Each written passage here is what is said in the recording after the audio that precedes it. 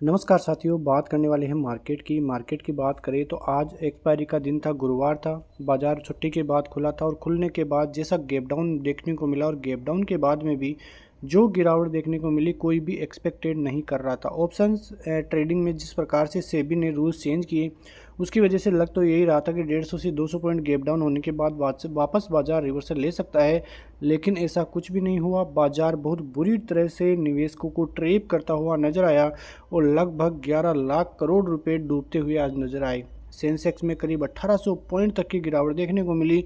बहुत ही बड़े 4 रीजन्स है जिसकी वजह से बाजार में गिरावट देखने को मिली है। खूनी खेल होता हुआ दिखाई दिया है। सभी चीज़ें ध्यान से समझेंगे, लेकिन चैनल में नए हो तो चैनल को सब्सक्राइब कीजिए, लाइक ज़रूर कीजिए वीडियो को, जिससे कि आप करंट न्यूज़ें जान पाएंगे और बाजार में होने वाले ट्रेप से तो बच ही सकते हैं। आप यहाँ पे एडवांस डिक्लाइन रेशियो देखोगे तो आपको समझ में आएगा कि बाजार में किस हिसाब की गिरावट देखने को मिली है।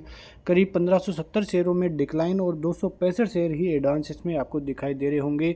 निफ्टी में करीब 2% से भी ज़्यादा गिरावट देखने को मिली और सबसे बुरी बात निफ्टी 20 EMA के भी नीचे आता हुआ दिखाई दिया। निफ्टी बैंक की बात करें तो 51,845 के स्तर आते हुए दिखाई दिए।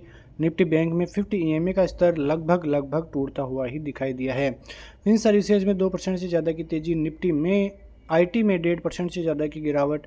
निफ्टी मिड कैप भी कम नहीं रहा और 2.5% से ज़्यादा की गिरावट वहां पर भी देखने को मिली। तो ओवरऑल देखें तो भारतीय बाजारों के सेंटिमेंट अब बहुत दिनों बाद बिगड़ते हुए दिखाई दिए हैं। इसमें आप यहाँ पे देखोगे तो भारतीय बाजार ही नहीं, एशियाई बाजारों का हाल भी यहीं आपको देखने को मिलेगा।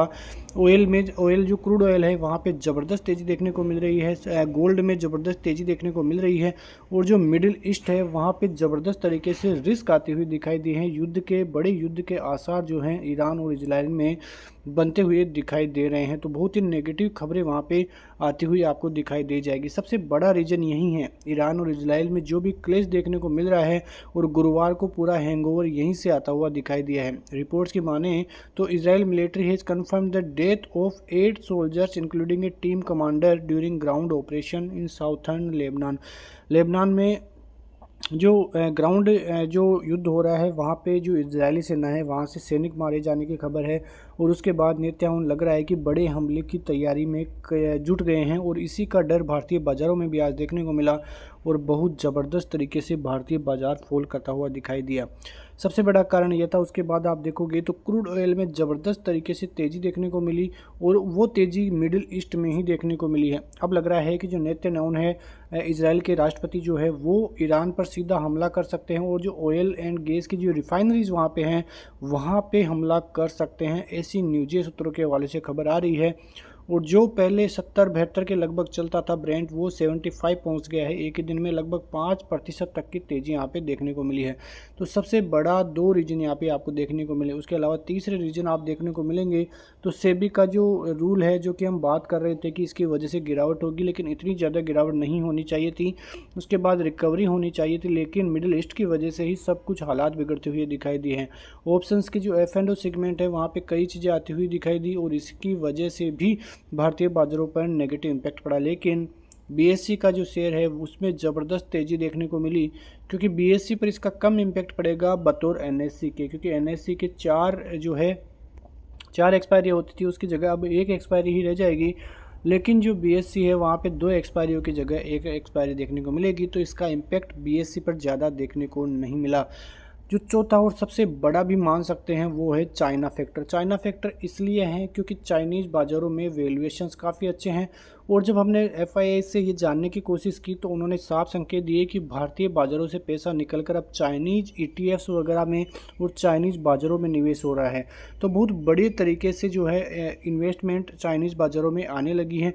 इसका आप यहाँ पे देखिए पिछले 3 दिनों में जिस प्रकार से FIIs की सेलिंग देखने को मिली है, 27 को 1200 करोड़, 30 को 97-91 करोड़ और 1 तारीख को 5579 करोड़, लगभग 16,000 करोड़ की सेलिंग केवल 3 सेशन में ही भारतीय बाजारों में देखने को मिली है। और आज जिस हिसाब से गिरावट भारतीय बाजारों में है, आज ये आंकड़ा और भी बढ़ता हुआ दिखाई दे सकता है। तो आप समझ सकते हैं कि किस प्रकार की टेंशन चाइनीज़ बाज़ारों की वजह से भारतीय बाज़ारों में जो है आई है। तो ये कब तक इम्पैक्ट रहेगा वो देखने वाली बात रहेगी। लेकिन जो मिडिल ईस्ट में ये जो तनाव है ये थोड़ा आपके लिए खास इसलिए रह सकता है कि कई शेयरों के वैल्यूएशंस अच्छे प्राइस पे आते हुए दिखाई देंगे और वहाँ से आपको ज़बरदस्त मौका जो है भारतीय बाजार देगा। देखो, एक चीज़ तो मैं आपको कहना चाहूँगा कि भारतीय बाज़ारों में 16 महीने से लगातार तेज़ी ही आपको देखने को मिल रही है कि कोई भी 5 से 10% का बड़ा करेक्शन देखने को नहीं मिला। बतौर चुनावी सेशन में थोड़ा बहुत देखने को मिला था, लेकिन वो अच्छा करेक्शन नहीं था कि उसकी कोई हेल्थ करेक्शन उसको नहीं मान सकते। वो ज़बरदस्त तरीके से नीचे आया और फिर रिकवरी भी उसी हिसाब से देखने को मिली है। अब ये यदि करेक्शन 5 से 10% का आपको हेल्थ करेक्शन देखने को मिल सकता है और यहाँ पे आपको बेहतरीन मौके फिर से मिलते हुए दिखाई देंगे खरीदारी करने के लिए, क्योंकि बाज़ार ऐसा तो है नहीं कि सीधा ही ऊपर जाता रहे। जब तक करेक्शन नहीं आएगा तब तक तेज़ी नामुमकिन है। तो ये चीज़ें जो है इम्पेक्ट करती हुई आज बाज़ार को दिखाई दी है। थोड़ी टेक्निकल्स की आप यहाँ पे बात करोगे तो 25,000 का लेवल आप यहाँ पे देखोगे तो आपको समझ में आएगा कि किस हिसाब से पुट राइटर्स और कॉल राइटर्स में अब जो है बहुत बड़ी खबरें आती हुई आपको यहाँ पे दिखाई दी जाएगी। आप 25,000 की स्ट्राइक पे देखोगे तो 25,000 पर करीब 30 लाख पुट राइटर्स आपको देखने को मिलेंगे और आज ही 21 लाख ऐड होते हुए दिखाई दिए हैं। जो पुट राइटर्स 700, 600, 500 और 400 पे थे वो अब 25,000 पे शिफ्ट होना चालू हो गए हैं और उनकी जगह आप कॉल राइटर्स जो है लेते हुए दिखाई दे रहे हैं। जो आप यहाँ पे देख सकते हैं कि करीब 25,500 पे 34 लाख पुट राइटर्स है, उनमें कॉल राइटर्स है, उनमें 33 लाख तो आज ही ऐड हुए हैं। तो आप अनुमान लगा सकते हैं कि पुट राइटर्स किस हिसाब से साफ होते हुए नज़र आए हैं, किस हिसाब का घाटा आज उनको लगता हुआ दिखाई दिया है। वहीं आप यहाँ पे देखोगे चार्ट्स में तो आपको सब कुछ समझ में आएगा कि निफ्टी किस हिसाब से आज कामकाज किया है। निफ्टी में आज देखोगे तो लगभग 4 सेशन में ही निफ्टी 15 से 16 दिन की पूर्ति कर चुका है। जो तेज़ी 15 से 16 दिन में देखने को मिली थी, केवल 4 ट्रेडिंग सेशन में ही पूरी तेज़ी गायब होती हुई दिखाई दी है। आप यहाँ पे देखोगे तो भारतीय बाजारों ने सबसे पहले 10 EMA यहाँ पे तोड़ा और 581 के लगभग 20 EMA था, उसके नीचे ही जो है ओपनिंग हुई, उसके बाद ऊपर आया, लेकिन वो तेज़ी सस्टेन नहीं हुई। और भारतीय बाज़ारों में आज आप यहाँ पे देख सकते हैं कि ये जो तेज़ी है वो सस्टेन हो ही नहीं पाई है। भारतीय बाज़ारों में ओपनिंग इन लेवलों के हिसाब से हुई और वापस रिकवरी करना चाहा बाजार, लेकिन ऊपरी लेवलों से सेलिंग प्रेशर देखने को मिला और बाजार में ज़बरदस्त सेलिंग देखने को मिली।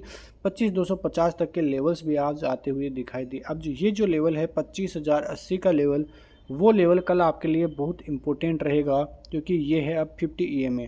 क्योंकि 50 EMA इसलिए इम्पोर्टेंट है क्योंकि यहाँ से रिवर्सल के संकेत भारतीय बाजार देता हुआ दिखाई दे सकता है। तो आप यहाँ पे देखोगे तो यदि कल भारतीय बाज़ारों में 25,210 का लेवल टूटता है तो आपको फिर 25,170 और फिर नीचे 25,080 जो कि 50 EMA है, फिर यहाँ से बाज़ार वापस रिवर्सल लेता हुआ दिखाई दे सकता है। लेकिन ऊपर की तरफ यदि बाज़ार 25,400 के ऊपर सस्टेन कर जाएगा तब जाके मानना कि भारतीय बाज़ारों में रिवर्सल के थोड़ी संकेत आते हुए दिखाई दे सकते हैं। लेकिन इतनी ज़्यादा उम्मीदें भारतीय बाज़ारों से अभी लग नहीं रही है, क्योंकि ये जो करेक्शन है ये थोड़ा बड़ा करेक्शन भारतीय बाज़ारों में ऐसा ही मूड लग रहा है। 50 EMA 25,080 का है तो कल ये लेवल आप नज़र में रखिए। आते हैं बैंक निफ्टी पे। बैंक निफ्टी पे आप नज़र डालोगे तो बैंक निफ्टी खुलने के साथ ही 20 EMA तोड़ता हुआ दिखाई दिया और फिर 50 EMA के नीचे आपको क्लोजिंग देखने को मिली है। सीधी गिरावट कम से कम 2.25% तक की गिरावट आज देखने को मिली है। करीब 51,845 पे भारतीय बाजारों में क्लोजिंग देखने को मिली है और 900 के लगभग 50 EMA आपको देखने को मिलेगा। जो 100 EMA है वो 51,060 के लेवलों के लगभग है। भारतीय बाजार इन लेवलों तक भी आ जाए तो भी कोई बड़ी बात नहीं है, क्योंकि बैंक निफ्टी में 3 से 4 सेशन में ही बहुत ज़बरदस्त तरीके से आपको गिरावट देखने को मिलेगी। आप 1 आवर चार्ट पे देखोगे तो 20 EMA के नीचे गैप डाउन खुला, गैप डाउन होने के बाद थोड़ा सा रिवर्सल हुआ लेकिन वो टिक नहीं पाया और सीधा 20 EMA के लगभग जाके क्लोजिंग देखने को मिली है। अब ये क्लोजिंग कितनी सस्टेनेबल रहेगी वो तो देखने वाली बात रहेगी, लेकिन शाम वाले वीडियो में लेवल्स की हम चर्चा करेंगे तो वो वीडियो आप ज़रूर देखना, काफ़ी इंपॉर्टेंट वीडियो रहेगा। तो इसी के साथ मिलते हैं नेक्स्ट वीडियो में, तब तक के लिए नमस्कार, जय हिंद, जय भारत, वंदे मातरम।